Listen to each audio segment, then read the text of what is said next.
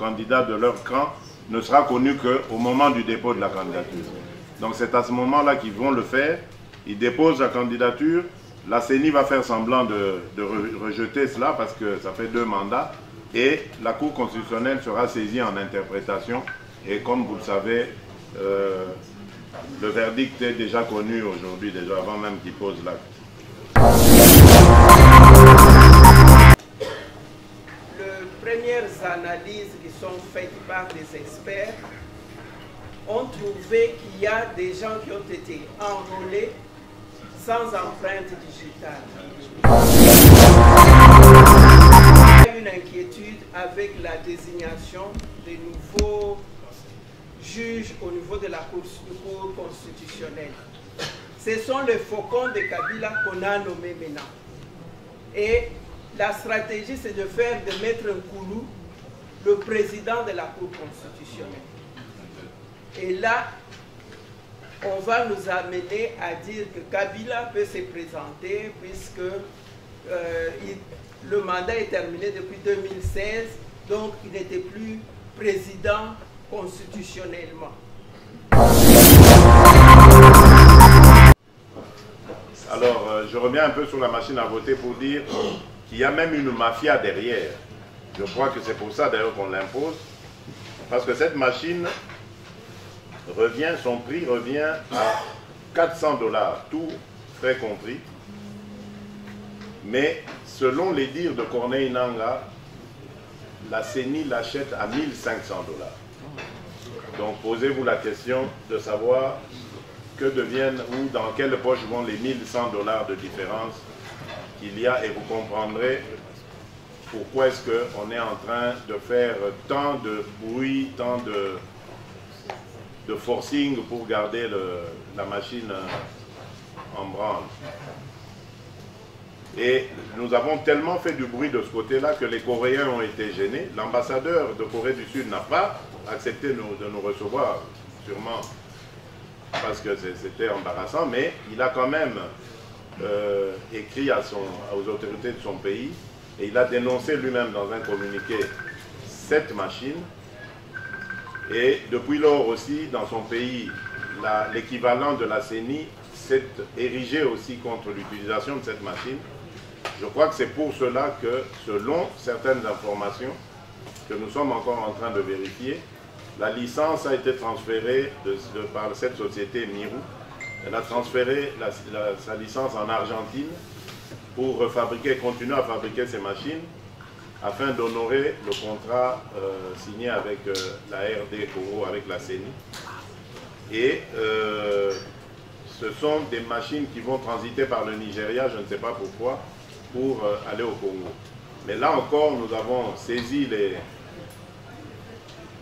il y a eu des amis de l'opposition qui ont pris contact avec les députés nigérians qui ont promis de dénoncer cela dès qu'ils sont au courant, dès qu'ils le voient, qu'ils remarquent qu'il y a une telle manœuvre.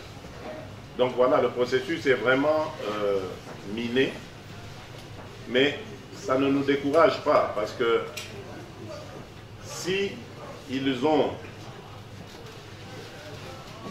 après avoir évidemment refusé d'organiser les élections en 2016, puis en 2017, et que maintenant ils en sont à être réduits à essayer de trouver des marges de manœuvre, ça veut dire que l'étau se resserre de plus en plus sur eux. Et que la solution peut être ce processus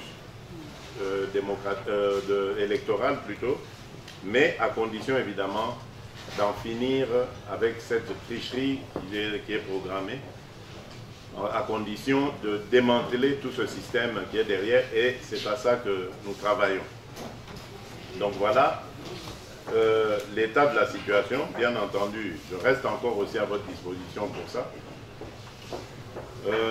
Ensuite, pour terminer et vous passer la parole, il y a le problème de la crise humanitaire qui frappe la République démocratique du Congo aujourd'hui,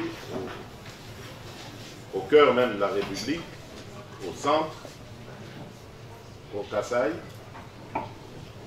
Je ne minimise pas Toutes les autres crises, absolument pas, parce que dans l'Ituri aussi, il se déroule un drame.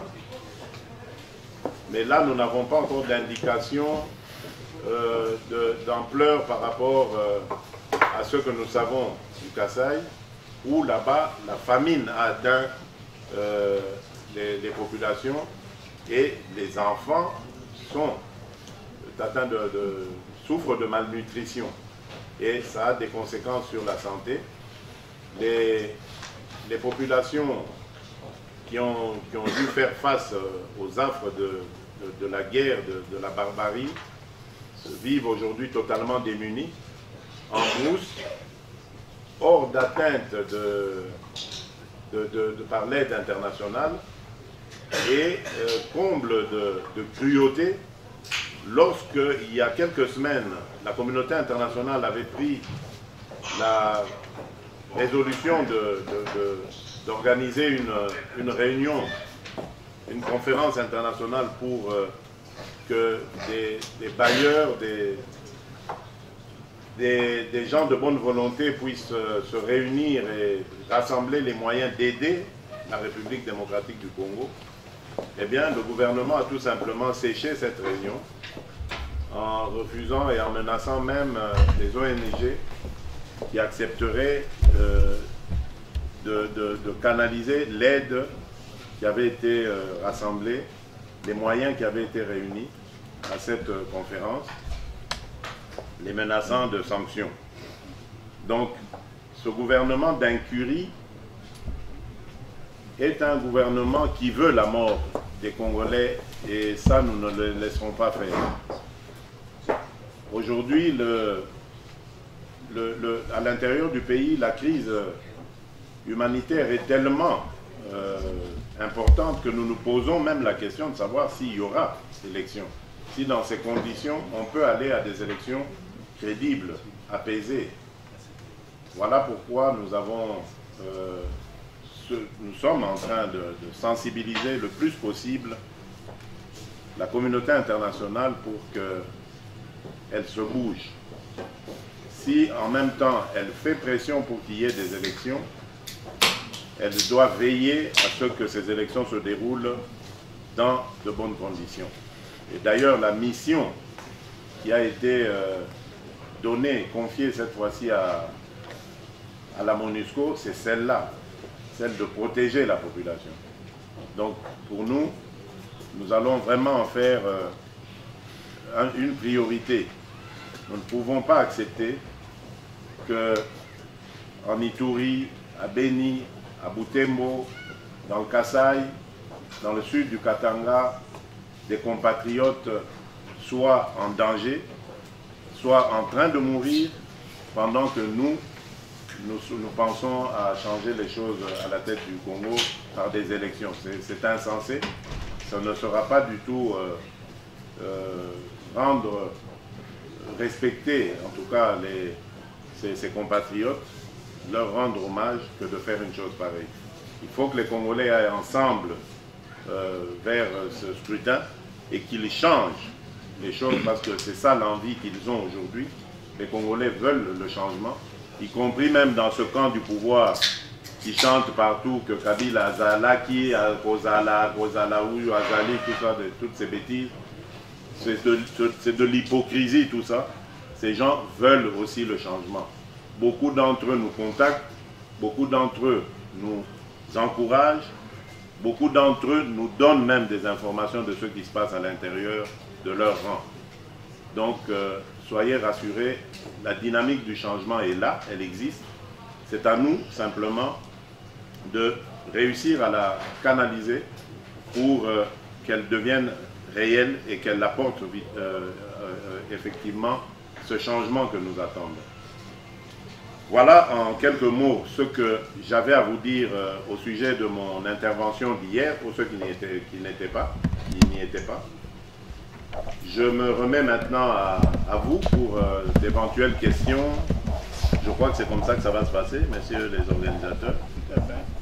Donc, vous avez la parole. Je ne sais pas, l'ordre vous sera donné par notre ami, c'est le représentant ou qui en parle? Moi ou lui, c'est pas. Mais c'est toi le secrétaire national. Bon, ou alors ce sera le secrétaire national. Non, mais c'est moi qui. Bon, je m'appelle Cécile Meita Kassanda, ancienne secrétaire nationale à la justice. C'est lui des presse. Oui.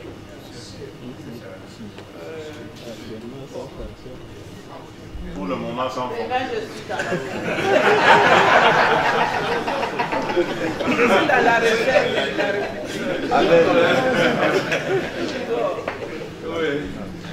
J'ai une préoccupation, c'est au sujet du processus électoral. Il y a des nouvelles que j'ai eues du projet PASEC qui travaille sur les élections. Les premières analyses qui sont faites par les experts ont trouvé qu'il y a des gens qui ont été enrôlés sans empreinte digitale. Et que donc c'est la première fraude qu'ils ont trouvée. Et la deuxième, c'est le fait qu'il y a 4 UDPS, mais si on utilise la machine à voter, il n'y aura qu'une UDPS. Donc, si vous voyez ce qui a été fait, l'UDPS que préside Tibala, il n'y a rien comme spécification. Et les autres, on a mis UDPS Kisekedi, UDPS Kibasa, UDPS le peuple. Or, il n'y a que cette UDPS-là qu'ils vont introduire dans la machine pour pouvoir bien tricher. Et je pense qu'il est temps que le parti fasse quelque chose d'autre, puisque l'UDPS Tibala utilise notre numéro d'enregistrement, notre adresse de siège, donc il est temps qu'on puisse amener rien que ceux qui l'ont, donc le ministère de l'Intérieur, qui l'a agréé, de pouvoir obliger l'UDPS Tibala d'avoir d'abord son numéro d'agrément et son adresse, pour qu'il n'y ait pas confusion, puisque ce qu'on cherche, c'est mettre la confusion dans la tête des électeurs. Et la deuxième chose, je sais que du côté de la justice, nous ne pourrons même pas voir gain de cause, mais il y a une inquiétude avec la désignation des nouveaux juges au niveau de la Cour constitutionnelle. Ce sont les faucons de Kabila qu'on a nommés maintenant. Et la stratégie, c'est de mettre un coulou le président de la Cour constitutionnelle. Et là, on va nous amener à dire que Kabila peut se présenter puisque le mandat est terminé depuis 2016, donc il n'était plus président constitutionnellement. Donc ce sont des suppositions, mais nous devons les prendre au sérieux. C'était ça ma préoccupation. Maître Cécile, je crois que là, vers la fin, là, en fait, ce que vous vouliez dire, c'est qu'ils vont se baser sur le fait, et ils ont déjà lancé des ballons d'essai d'ailleurs à ce sujet, ils vont se baser sur le fait que les élections de 2006 s'étaient déroulées à 2 tours. Celles de 2011 s'étant déroulées à un seul tour, ils estiment que le contexte constitutionnel n'est plus le même. Et au nom de cette différence de contexte constitutionnel, Joseph Kabila peut avoir le droit de se représenter à nouveau pour... et donc, il va aller déposer sa candidature. C'est pour ça que vous les avez entendus dire que le candidat ou le dauphin, ou enfin, je ne sais pas, le candidat de leur camp ne sera connu qu'au moment du dépôt de la candidature.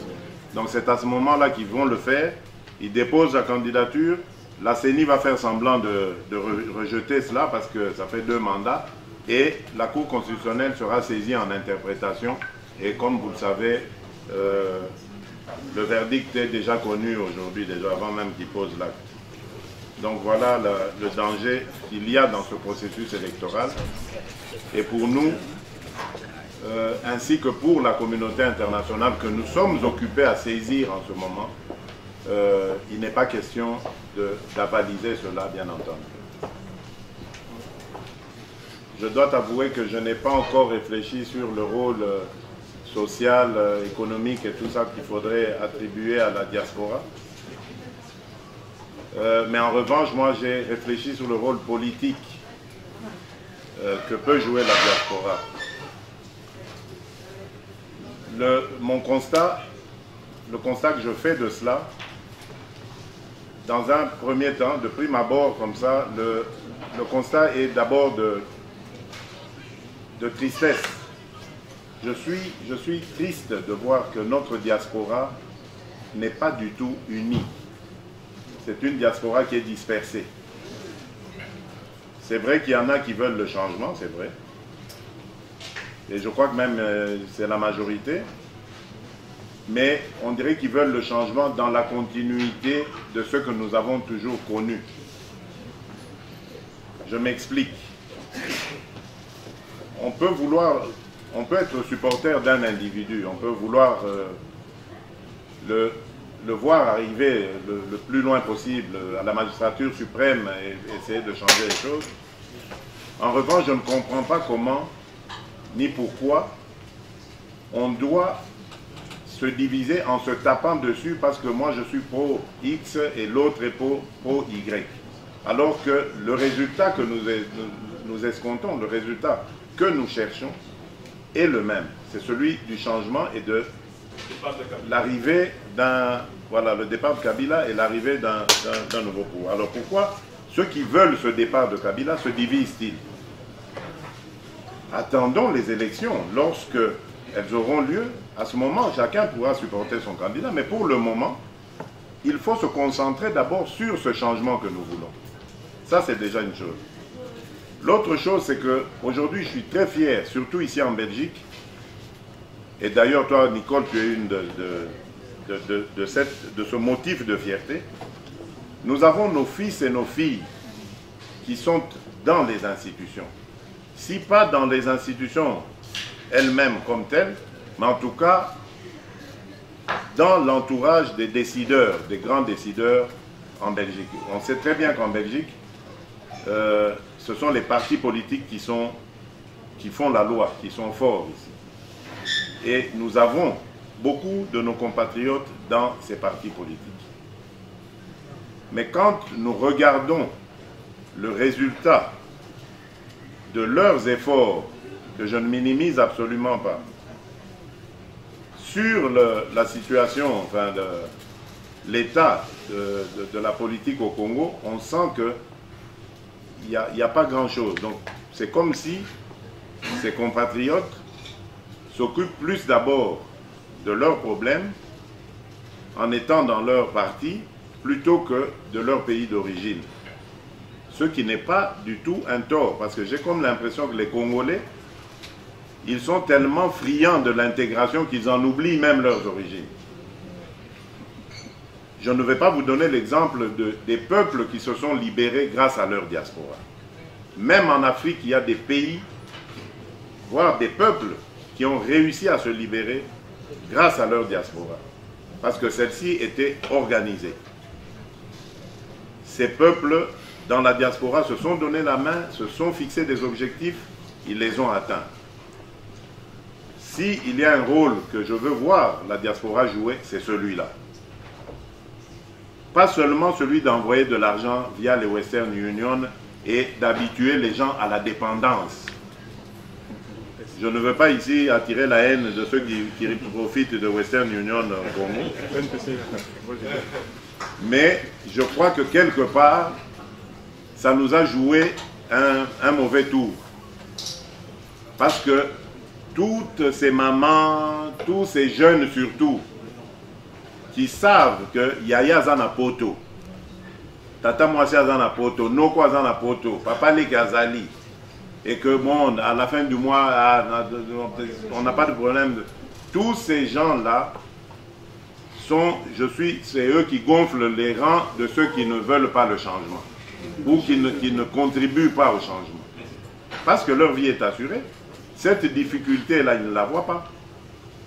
Et donc la diaspora a cette responsabilité-là. Je ne dis pas qu'il faut laisser mourir les gens de faim, ni de maladie, parce que c'est monnaie courante là-bas. Mais nous devons réfléchir. Moi j'ai aimé, il y a des amis ici dans la diaspora qui m'ont dit à un moment donné, ils ont conditionné leur soutien à leur famille à la participation des membres de leur famille dans les actions qui se mènent là-bas au Congo. Voilà ce que vous pouvez faire. Quand vous voulez envoyer cet argent, vous dites Nayoka. Que Bozaki pe na balabala, Nayoka boye, voilà. Parce que quand vous les habituez à manger, mais c'est fini. C'est pas qu'il faut qu'ils crèvent de faim, mais ils vont se dire, bon, cette misère, bon, c'est X, Y qui la vivent, c'est pas moi. C'est très important et si la diaspora peut nous aider, c'est dans ce sens. Et politiquement, elle peut aussi le faire parce que nous avons des compatriotes qui sont là. Hier, j'étais au CDNV. J'ai été très fier, très heureux de voir des jeunes filles, 3, qui sont bien ancrées ici, qui parlent le néerlandais, mais alors à la perfection, qui ont des tâches, et des tâches de grande importance à l'intérieur du groupe parlementaire du CDNV,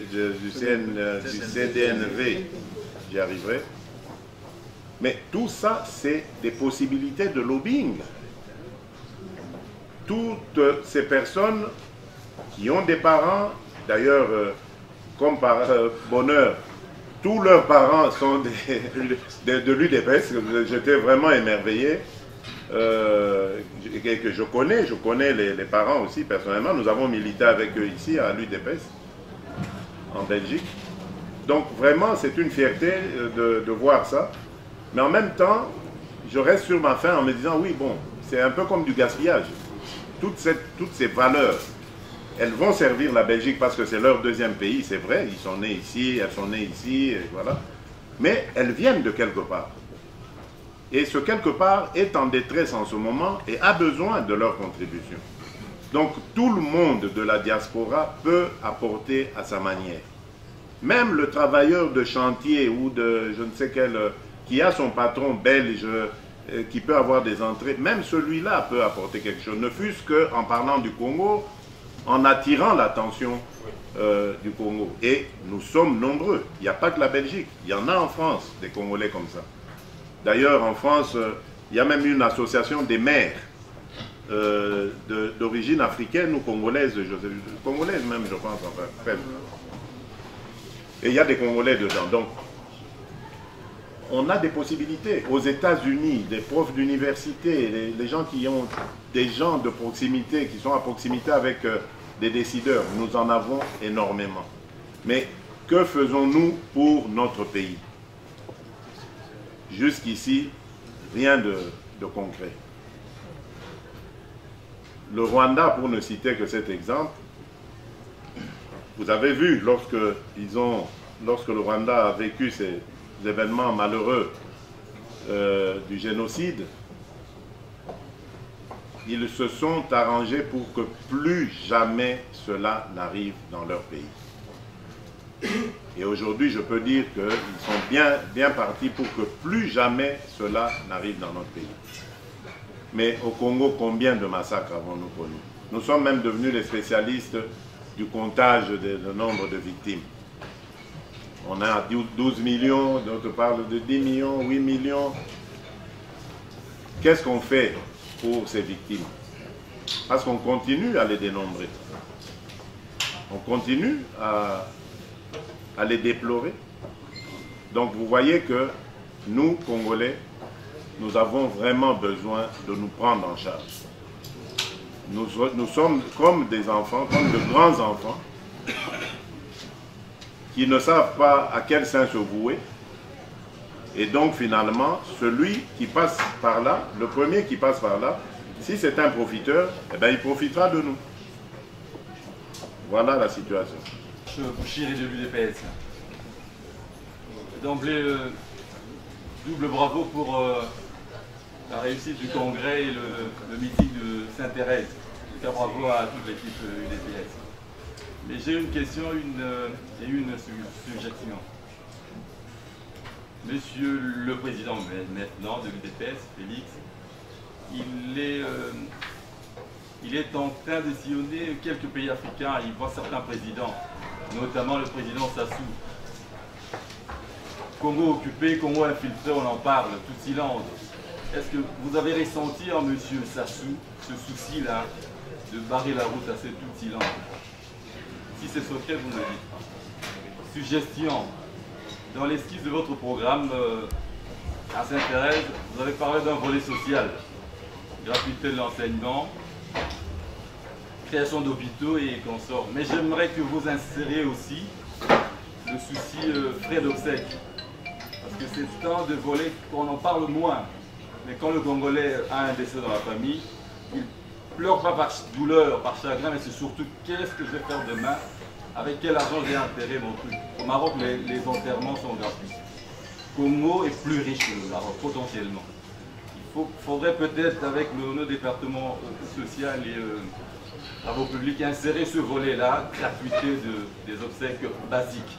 Celui-là qui vient enterrer à 20 000, il peut le faire, mais 200 $ pour un obsèque sans ordre inséré, ce serait un peu fort pour le peuple. Merci. Non, merci. Très bonne question. Sauf que je ne vais pas répondre à la première. Je trouve d'ailleurs que vous en savez plus que moi. Donc, vous savez que j'ai vu Sassou Nguesso alors que moi je ne le sais pas. C'est bien. Je ne vais pas répondre à cette question. Vous comprendrez. La seconde, oui, mais c'est une idée, c'est une proposition et c'est bien. Mais je pense qu'en fait, la vraie difficulté du Congolais aujourd'hui, c'est le pouvoir d'achat. Ce sont les moyens d'arriver à tout ça. Si on a des salaires décents, on donne de l'emploi aux gens, il y aura des assurances qui vont se créer, les assurances vont proposer ce genre de produits. On n'a pas besoin de le décider au niveau de l'État. Je crois que ça ira de soi. Bon, pour les plus démunis, on peut imiter le bel exemple de la Belgique, qui est un pays qui a une politique sociale assez importante pour ses populations faibles. On peut réfléchir à ça, mais ce n'est pas à décréter, à mon avis, au niveau du gouvernement, en faire une politique gouvernementale. Le jour où nous vivrons décemment, d'ailleurs, il y aura déjà moins de morts, parce que je comprends, vous êtes traumatisés par le nom.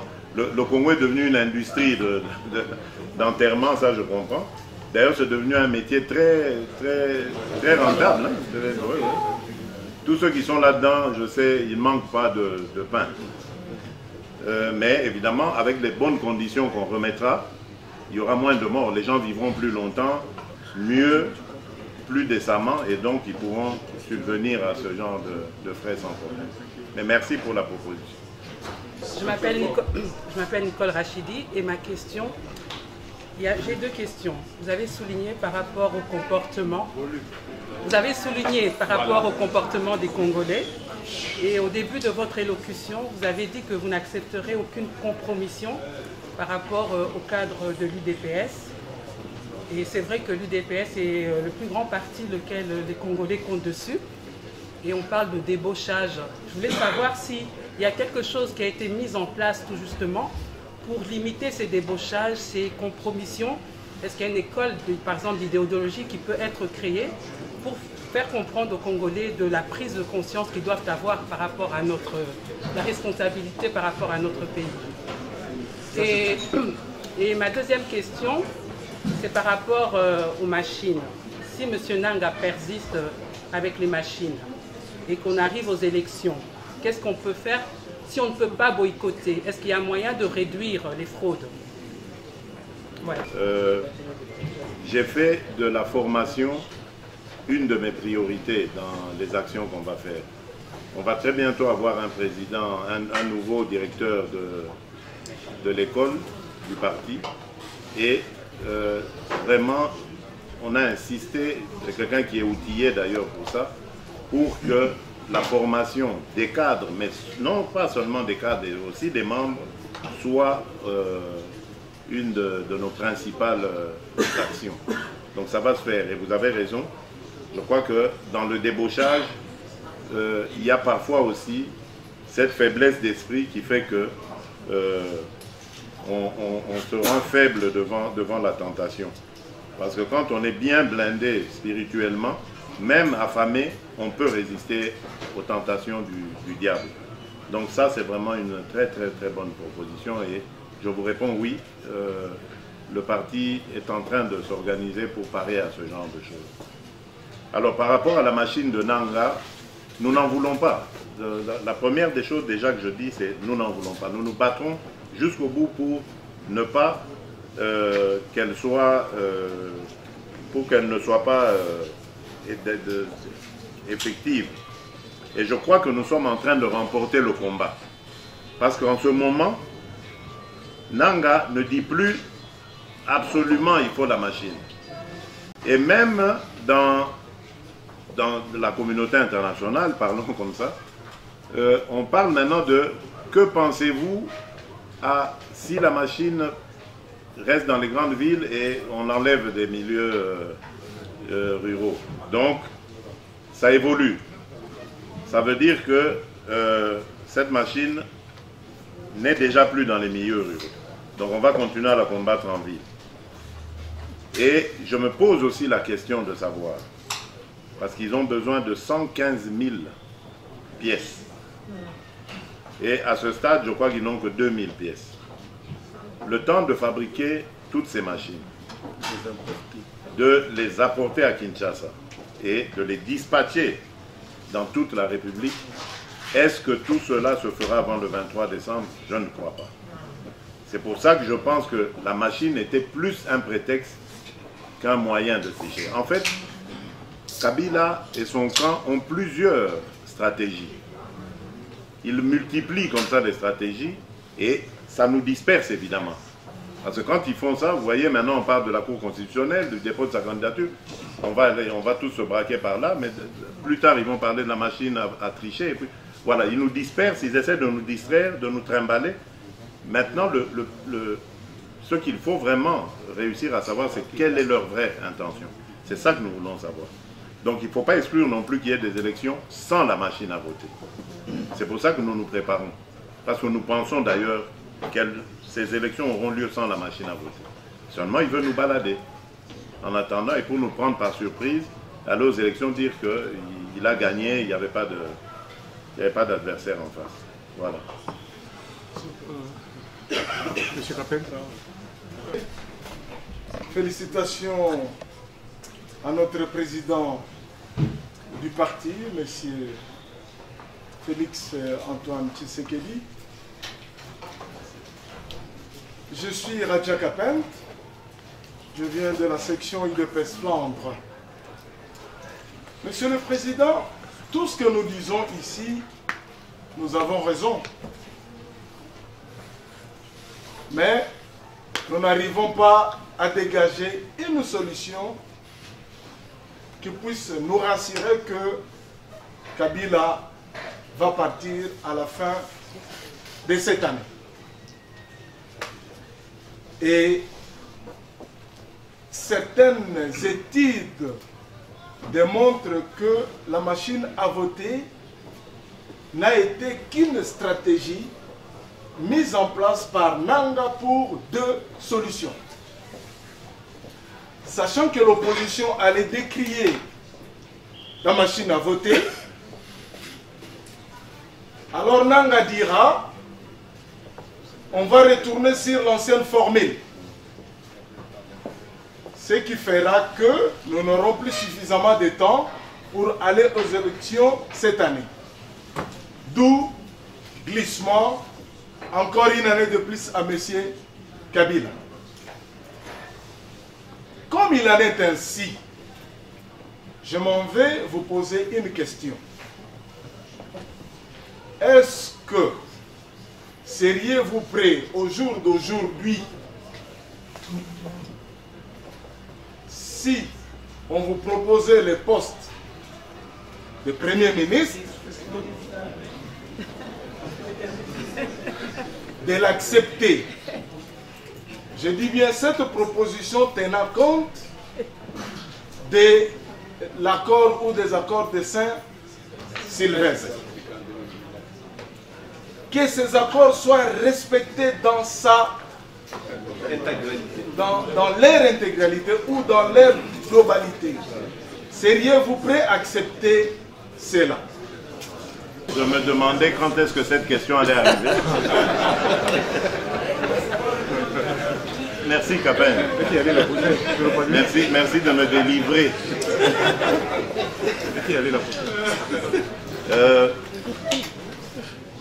D'abord, dans ce que tu dis sur la stratégie, je trouve que tu as raison. Il y avait de cela. Il y avait de cette... Parce que d'ailleurs, à un moment, Nanga a dit, si la machine à voter n'est pas acceptée, eh bien, il n'y aura pas élection cette année.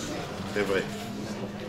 Mais ce qu'il oublie de dire, et qui est totalement faux, c'est que l'impression des bulletins et de bien d'autres choses ne commencera qu'après le dépôt des candidatures. Donc que la machine à voter soit là aujourd'hui ou pas, il faut attendre le dépôt des candidatures pour qu'on sache que X est candidat, Y est candidat. On va maintenant imprimer des bulletins à leur effigie. Et ça, dans le calendrier, si vous regardez le calendrier, c'est prévu. Et ça ne prend que 3 mois. Donc il n'y a pas de raison de dire que si la machine à voter n'est pas là, il n'y aura pas élection cette année. C'est pour ça qu'il s'est tué d'ailleurs, il n'en parle plus parce qu'il sait que c'est stupide ce qu'il dit. Alors, pour la deuxième question, je crois que je vais vous répondre comme j'ai répondu aux combattants du parti à la place Sainte-Thérèse, Andy. Vous avez voulu, à travers vos délégués au Congrès, que je sois le candidat de l'UDPS au présidentiel. Pourquoi vous voulez me ramener à la primature?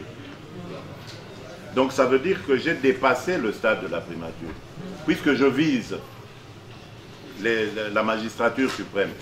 Pourquoi vous voulez me rétrograder au niveau de la primature? Moi, je ne crois pas. Ce qui est certain, c'est que s'il y a, pour répondre à votre question, s'il n'y a pas d'élection et donc il y a prolongation, peut-être sûrement d'ailleurs conformément à l'accord global, à l'accord de la Saint-Sylvestre, ce qui est vrai, c'est que si nous devons y aller, nous allons exiger que ça se fasse sans Kabila. Parce que vous ne pourrez pas, personne ne pourra venir nous convaincre que le même qui n'a pas organisé les élections en 2016, le même qui les aura sabordées en 2017, le même qui va encore les aborder en 2018, pourra cette fois-là respecter son engagement en 2019. Personne au monde ne nous convaincra là-dessus. Donc, oui, si ce genre de choses doit se faire, si ce fauteuil de Premier ministre revient à l'UDPS, ce qui est tout à fait normal, en tant que président de l'UDPS, je désignerai la personne de confiance qui irait là-bas. Mais alors, nous allons en même temps exiger que ça se fasse sans Kabila. Voilà. C'est tout ça. Et ma question est celle-ci. C'est de rassurer nos amis du rassemblement qu'ils ont intérêt qu'on soit unis, que chacun, pour le moment, essaye de se positionner pour les élections, présidentielles. Qu'est-ce que j'entends par là? Le fait, c'est ça ma question, le fait que votre popularité va croissante, est-ce que ça ne va pas indisposer nos amis qui eux aussi ont des ambitions présidentiables, comme Moïse par exemple, et chacun veut être président, c'est légitime, d'autres personnes s'en offusquent, mais je trouve que pour le moment, il faut être réunis pour renverser les dictateurs qu'est Kabila. Comme vous avez regretté le comportement de la diaspora, au lieu de chercher à tout prix être réunis pour faire tomber Kabila, il y a des camps, on soutient celui-ci, celui-là, on est divisé, on se bat, et ce n'est pas bon. Mais est-ce qu'il voit de bon oeil la façon dont vous êtes de plus en plus aimé par la population? Voilà, c'est ça ma question. Très polémique. D'abord, je vais tomber dictateur et ensuite chacun... Voilà. Quelqu'un disait question polémique. C'est vraiment... Bon, merci Raoul, merci. D'abord, moi je ne pense pas que le rassemblement est divisé. Je m'explique. Le rassemblement n'est pas une plateforme électorale. Nous n'avons jamais cessé de le dire. Or, en ce moment, nous sommes en train de préparer les élections. Donc forcément, le rassemblement va un peu en souffrir. Parce que chacun retourne dans sa famille naturelle, habituelle, pour préparer ces élections. Les amis de Moïse Katumbi ont créé l'ensemble. Ensemble, c'est une plateforme électorale qui soutient la candidature de Moïse Katumbi, dans le but, évidemment, de le faire gagner. L'UDPS, idem, s'est retrouvé en son sein, a tenu son congrès, a élu son président, l'a désigné comme candidat au présidentiel, dans le but, évidemment, de le voir gagner. La dynamique va en faire de même avec Fayoulou en tête. Dans quelques semaines, je crois, ils vont avoir leur convention. Mais tout ça, ce sont les amis du rassemblement. Donc, je ne néglige pas les autres. Je pense à toutes les autres forces, la MPP de Diomi, le parti de Laurent Batoumona, le G14 avec le docteur Boissa, le docteur Kabamba, enfin, eux, ils sont plutôt avec nous, ils se sont rangés autour de l'UDPS. Et donc, ça, c'est pour préparer les élections qu'on a fait ça. Ça n'avait rien à voir avec une division quelconque. Il fallait, pour préparer les élections, que chacun se retrouve. Mais quand nous nous rencontrons, nous parlons rassemblement. Ça, il n'y a pas de problème, nous sommes ensemble. Et je peux même vous dire que c'est plus large aujourd'hui que le rassemblement. Nous discutons même avec l'UNC de Vital Kamere, même avec le MLC de Jean-Pierre Bemba, représenté par maman Eve Bazaïba. Nous discutons régulièrement. Nous avons nos experts à la CENI, enfin ceux qui doivent contrôler, auditer, ensemble avec les experts internationaux, OIF et autres, qui ont formé une même équipe. Quand ils viennent nous faire rapport, ils viennent ensemble, nous leur donnons des indications. Et je peux même vous dire que nous avons déjà planté le décor pour une discussion sur une candidature unique de l'opposition. Et ça va au-delà même de ce que j'ai dit, parce que même les amis de Congo Nabiso, du prof Matungulu, nous travaillons ensemble avec eux.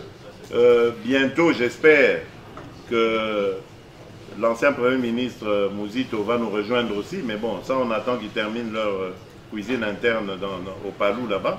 Ils sont manifestement tiraillés entre rester avec le camp Kabila ou quitter et venir vers l'opposition, donc on attendra.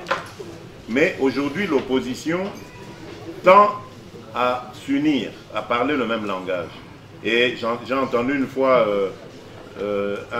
une interview du professeur Matungulu qui n'était pas du tout contre cette idée d'une candidature commune et qui a pris même l'exemple du débat contradictoire qu'il y a eu à l'UDPS pour dire passons peut-être par là pour le désigner, ce candidat commun à l'opposition. Donc ça, ce sont pour moi des signaux positifs qui ne peuvent que nous encourager à aller de l'avant.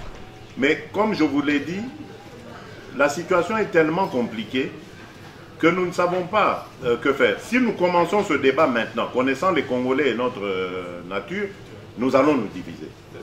Ça ne sert à rien. Maintenant, ça ne sert à rien que chacun vaque d'abord à ses occupations, qu'il raffermisse la position de son parti ou de sa plateforme pour le moment.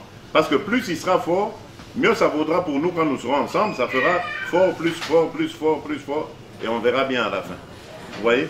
Donc pour le moment, pour moi, le débat maintenant à ce stade, ça ne sert à rien. Attendons, voyons voir ce qui va se passer. Le moment venu, nous allons toujours pouvoir nous ranger. Même si on dépose des candidatures en juillet, après juillet, on peut toujours se dire, oui, maintenant c'est convenu, moi j'ai déposé ma candidature, mais j'arrête, tel arrête, on a choisi un seul candidat contre le candidat du kabylisme. C'est possible, mais raffermissons d'abord nos positions, et je crois que chacun a raison de le faire. Tant que nous pouvons le faire dans la fraternité, dans l'amitié, comme nous le faisons maintenant, tant mieux, c'est bien. La seule chose, je reviens encore là-dessus, que je déplore, mais ce sont ces divisions. Pourquoi on se tape dessus entre nous? Pourquoi? Moi, je souffre quand j'entends que mes partisans, par exemple, ont attaqué X ou Y, alors qu'on est du même côté. Donc il faut d'abord taire ça. On verra après. Et je souffre aussi quand j'entends que les partisans de X ou Y m'ont attaqué. Je ne suis pas là, je ne suis pas au pouvoir aujourd'hui. On m'en veut pourquoi? Voilà. Qu'on attende que j'arrive aux affaires pour critiquer mes actions, mais vous allez en vouloir et vous pensez faire du bien alors que vous êtes en train de vous affaiblir vous-même parce que vous affaiblissez la position de votre camp. Alors pour le reste, pour ceux que vous dites, vous savez, moi je ne fais pas attention aux jaloux, aux ceci, bon, ça fait partie de la vie, ça. L'ascension de quelqu'un pose toujours des problèmes, mais je ne dirai jamais tel est jaloux de moi, tel autre, non. Parce que je n'ai pas de preuves. Moi, je n'ai pas de preuves de tout ça. Et je trouve que ce n'est pas le moment ni le lieu de parler de ça. Ça ne m'intéresse pas. Moi, je suis protégé par mon Dieu et je sais que... Amen. Moi, ce n'est pas une question, président, mon fils. Je vous dis seulement, je représente l'UG de la femme pour la gloire de l'Éternel. Ici, au diaspora, il y a des mamans chrétiennes qui vous soutiennent. Les mamans que le Seigneur a confirmé votre combat sur le terrain en face de l'ennemi. Papa, je vous dis d'abord félicitations. Et j'ai voulu vous confirmer qu'il y a des femmes chrétiennes, les mamans que je représente ici, qui vous soutiennent, qui vont prier pour vous, qui ont confirmé votre élite et votre objectif. On est là, papa, derrière vous. Et je déclare devant tout le monde, le Seigneur a confirmé votre élite sera vainqueur. Et nous allons avoir la libération de notre pays derrière votre mouvement avec tous les hommes qui vont accepter le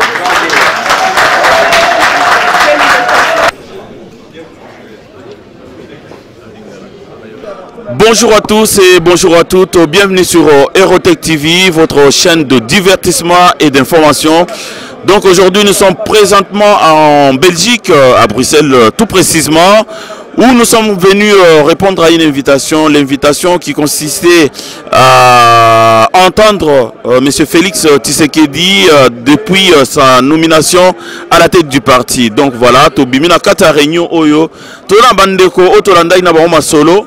Alors nanga qui n'a pas l'impression na bango boyoka bango bino batoza musika boye ba position il y a UDPS aujourd'hui par rapport au gouvernement en place et surtout par rapport aux élections à venir et aux alandeni. Papa eloko nini nanga qui o se présenter na nous puisque zambala liboso batu baye ba sokozanani et surtout oye ça un petit peu sentiment non par rapport à oye lobami na kati ya salle. Oui, bonjour, comme on a Papi Pongo, sentiment par rapport à le bas milieu dans la salle des Aliboso, Naza rassuré. Naza rassuré, donc Namoni président Félix Tshisekedi combatif, en même temps fidèle dans la valeur fondatrice à parti. Donc je pense qu'on est dans la bonne voie. Il faut continuer, mais il a vraiment soutien, il a vraiment besoin du soutien de tout le peuple congolais bas à Simanaye, parce que actuellement, je pense que Aza le mieux placé pour l'Ormemabiso na départ à Kabila. Donc ce que j'ai retenu ici, tout un combat moko à deux étapes. Première étape, c'est d'obtenir notre départ à Kabila. Ensuite, qu'on ramenait état de droit en Mboka. Voilà ce que moi j'ai retenu. Mais si on a première étape à combattre, on a besoin de battre surtout Sangana toza na objectif commun. O biso nyonso tozo penser que Congo ekobonga so Kabila kei eseki to sangana siko to tiki ba divergence na biso po roya na tango nango. Otiki ba divergence, c'est-à-dire bato ya Katumbi, bato ya Kamere, bato ya nini ya Baizi, donc bino tubo sangana boko maliboke. Est-ce que vous sentez vraiment que erozala possible na Congo o mututu azoluka azala vraiment na tête d'affiche? Parce que so to landi discours ya président Félix eza nini? Eza en tout cas lelo Congo eza na deux camps. Eza na batu oyo o balingi peuple congolais. Donc bawana baza pour côté ya départ à Kabila. Et puis eza ba misusu oyo baza content système wana ezala. Donc benemi à peuple. Alors c'est clair, il faut choisir quand. Ceux qui sont pour le peuple, donc Kabila voit Kende, il faut tout à Rosangana. L'idée n'a pas de divergence, n'a pas après au moment venu. Mais si tu as photos à l'ensemble, parce que plus tu es ensemble, plus tu as makasi, plus tu réussis à libérer Mboka. Après, la divergence n'a pas de après, il faudra que sur la présidente et pour le président de la Moko. Après, tu as un président. Mais pour le moment, tu as un peuple. Alors, il y a un à se positionner. Ce raza, pour libérer Mboka, il y a un biso. Soka lingi mutuna za président total après son Mboka déjà libéré. En tout cas mon Mboka na pesio merci mingi pour accepter l'invitation à yo. Invitation à biso sur Aerotech TV. Donc que la lutte continue. Merci beaucoup. Alors bonjour déjà. Alors je voudrais savoir comment vous vous prénommez et puis qu'est-ce qui vous a poussé à venir assister à cette réunion? Je me prénomme Nicole Rachidi. La préoccupation tout simplement de mon pays d'origine qui est le Congo et mon soutien au président Félix Tshisekedi qui réellement je pense qu'il peut amener un réel changement et installer une vraie démocratie au Congo et le féliciter de sa nomination en tant que président de l'UDPS et donc pour moi c'était important d'être ici. Vous pensez qu'il peut amener un vent nouveau par rapport à tous ceux qui ont travaillé jusque-là? On connaît très bien les actions de son père, mais lui, on ne les connaît pas trop dans la diaspora, plus précisément. Mais est-ce qu'on peut reposer notre espoir sur lui, oublier tout ce qu'il y a autour, les Camérés, les Fayoulou, le Eve? Vous pensez qu'il va apporter un souffle nouveau à l'opposition congolaise? Un souffle nouveau, il a déjà apporté par rapport à l'aura qu'il a, le même aura qu'avait son père et je crois que lui aussi il a, par sa détermination, par son soutien qui nous le prouve avec le peuple qui est vraiment derrière lui, par ses convictions. Jusqu'à maintenant, il nous a montré qu'on pouvait compter sur lui. Je crois qu'il a la même détermination que son père et que ça finira par payer un jour. Et s'il y a quelqu'un qui peut amener un vent nouveau, qui peut amener le Congo au changement, c'est bien Félix Tshisekedi. Vous êtes de l'UDPS? Non, je ne suis pas de l'UDPS. Ah bon? Non, même je suis d'un autre parti. Pas. Non, pas du tout. Je suis du parti En Vol. Ouais.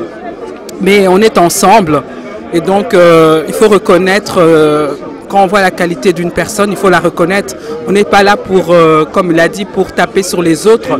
On est là pour se soutenir et que vraiment il y a un changement au Congo et que vraiment ce qui était le plus important, c'est qu'on change de, comment dire, c'est qu'on change de gouvernement, que Kabila parte. Que Kabila parte. Et si c'est Félix est apte, ben, on le soutient. On est ensemble avec lui. Je vous remercie beaucoup et puis très bonne soirée. Merci, au revoir. Au revoir.